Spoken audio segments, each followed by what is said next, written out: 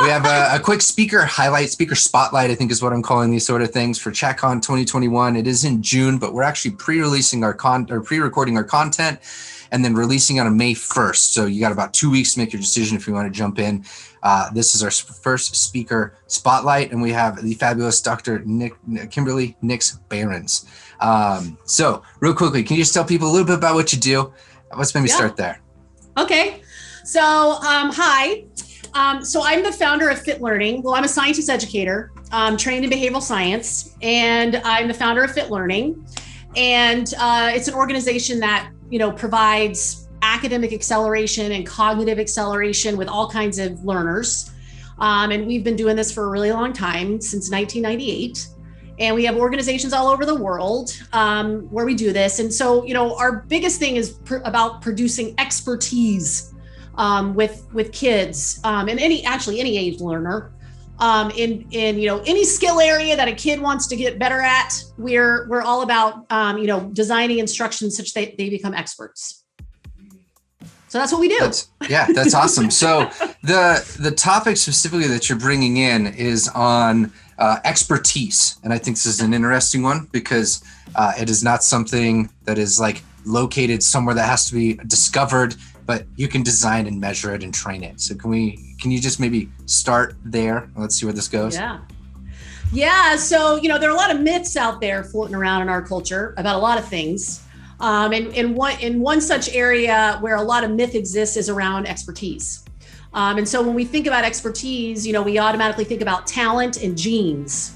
Those are like the two kind of primary explanatory fictions, I would call them, out there to explain why people are good at stuff or why people get good at stuff. So, if you think about someone like Roger Federer or, whoever your favorite, this guy just won the Masters, in golf, and, think about someone who's really good at something, then immediately people are going to say, oh, they're so talented. You're such a talented golfer, such a talented musician, such a talented dancer. And so, right there is kind of a very common cultural view on this inherent cause for why people become experts at things.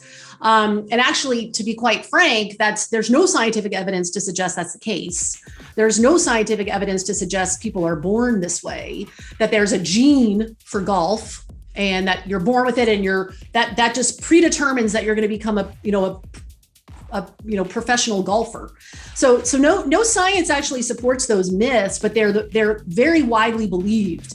And, it seems kind of innocuous when you're talking about, a professional golfer, but when they're applied to areas of our culture where they're, like education, for instance, it's actually not so innocuous, and it's actually really dangerous and super tragic. Because when that is applied to kids in like math and writing and reading, they're just talented math students and these kids aren't talented. These kids have the math gene and these kids don't. Well, then that, closes off any access to being effective and producing high levels of expertise with kids who aren't, naturally becoming good at something by chance, which is kind of how it often happens. So myths of that sort, talent and genetics, those are pretty dangerous. And so I'm really, on a mission to educate the public about how that's incorrect and how instruction and training is what produces expertise. And it's guided by a very specific science called behavioral science, is what gives you access to producing experts as a norm rather than as a unique kind of rare occurrence. Can you give just like a little bit of an example of how, like some of the outcomes that are possible that you've experienced for your team? Yeah. So, Fit Learning, we've been doing applied natural science for a long time. And in the context of that work, we're doing behavioral science with every single learner as an individual. And what that means is we're, taking, evidence-based, we're taking data of all of our interactions with kids, and we're evaluating those data over time. And we're really comparing that child to themselves, like their past self. So how were they performing yesterday compared to how they're performing today? So we're not doing, aggregate analysis, comparing kids to other kids and doing those kind of, ergodic comparisons, which are incorrect for human behavior. So we do a lot of process level analyses, but in addition, we then look at aggregate outcomes produced in our organization, and we do those on a quarterly basis. So we look at, thousands of kids, the outcomes we're producing, and, we regularly move kids about a year in 40 hours of training. So that's a work week. And, I'll be clear, some kids who come to FIT are, in the gifted category, which I also, I'm not a big label person. So I hate that label as much as I hate learning disabled, but kids who have been classified that way, they also come to us. So, it's not just kids who are struggling, but we have a lot of kids who are struggling.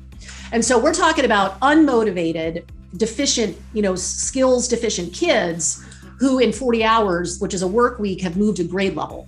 And so that's what's possible with instruction guided by science. You can rapidly produce kids to high levels of expertise, even those kids that unfortunately have been instructionally failed, but then have been classified as having something wrong with them as a function of the fact that, unfortunately, a lot of the things schools do don't work very well. So that's the kind of outcome that's possible, unbelievably rapid acceleration in learning gains with every kind of kid, despite a classification they may have been given.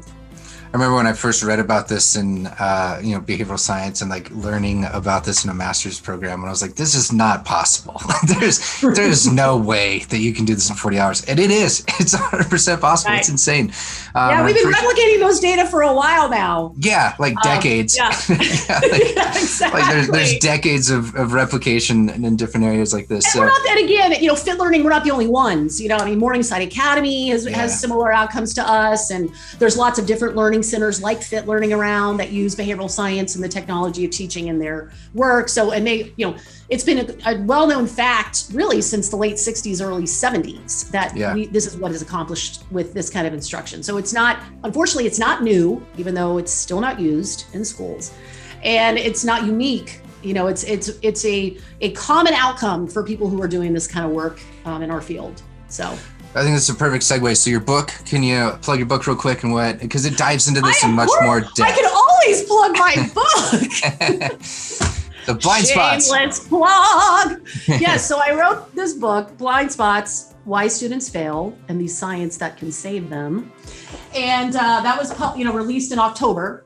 And, really in the book, the book is largely, even though, what I'm talking about at CHATTcon is more specific around expertise, my book is largely around, why schools aren't producing that and actually doing the tragic opposite. Less than 10% of American students graduate at the advanced level, and more than 60% graduate below proficiency. So more than 60% of American students are graduating at the basic level, which equates to about a third, fourth grade level of functioning in mathematics and reading.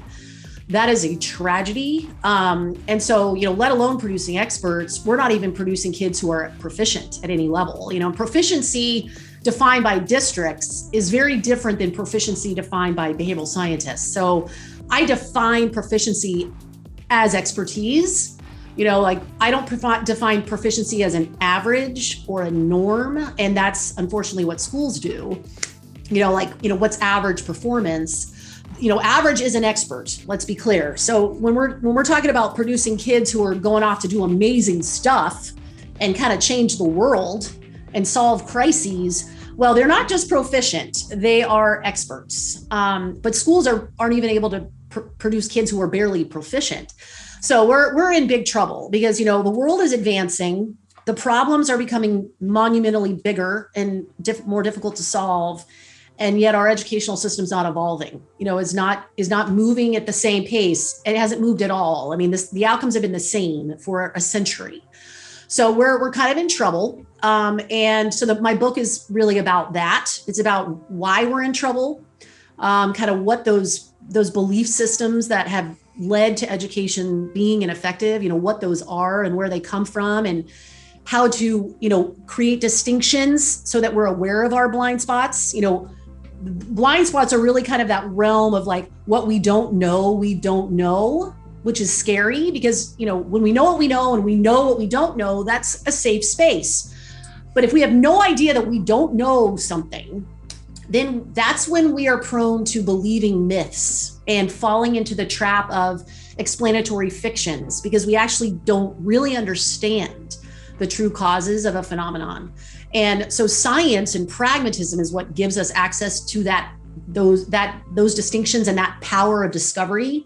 And when that's cut off from an institution like education, and it's all based on belief and traditions, and then the myths that are, created to explain systemic failure, but to still not avoid changing, that's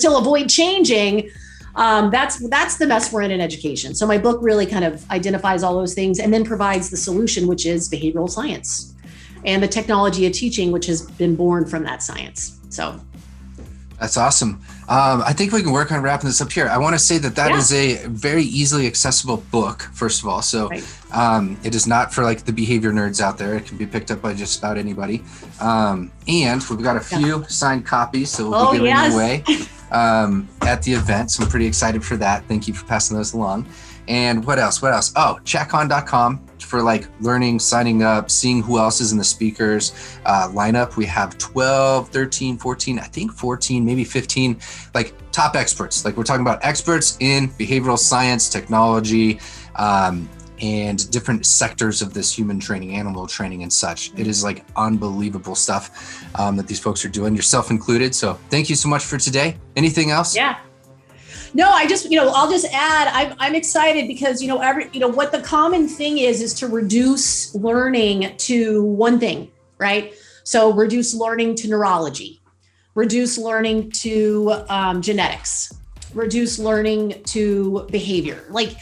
And what excites me about this conference, and really what has been discovered over the last, couple decades, in the convergence of neuroscience and epigenetics, which is really how genes actually work, which is, they don't just control everything. They are turned on by an organism's behavior in its context. So the fact that it's now being discovered, and scientifically supported that, neurology and genes and behavior and context all work together to really define what the learning process is a really unbelievably cool and exciting thing that Skinner predicted, he wrote that in one of his, books decades and decades and decades ago, making a prediction that was what would occur. Yeah. And we're in the time where that has occurred. And it's just exciting that now there's a conference where these people from all these different areas are coming together to share that knowledge. I think is super cool. So I'm excited. I'm excited to be a part of it. So thanks for including me. No, totally. And it works because of, first of all, that vision and like the fact that the science converges that way, but folks like you say yes. So super excited. Cool. All right. Thanks y'all. Right. CHATTcon.com. Thanks, Ryan. We're ended Thanks up here. So much.